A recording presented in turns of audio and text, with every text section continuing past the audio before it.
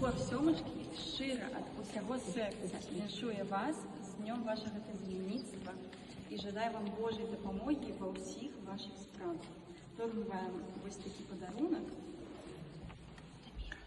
Спасибо. І квітки. Спасибо. І ще зараз буде пісня. О, песня от вас, от самый главный На многое доброе лето дарує Бог вам ясного неба, счастья и миру мы вам жадаем от Господа Бога нашего. На многое, многое, многое лето, да на многое, многое, многое лето.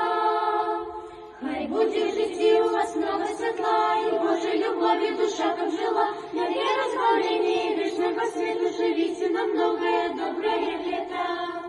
На многое, многое, многое лето, да на многое, многое, многое лето.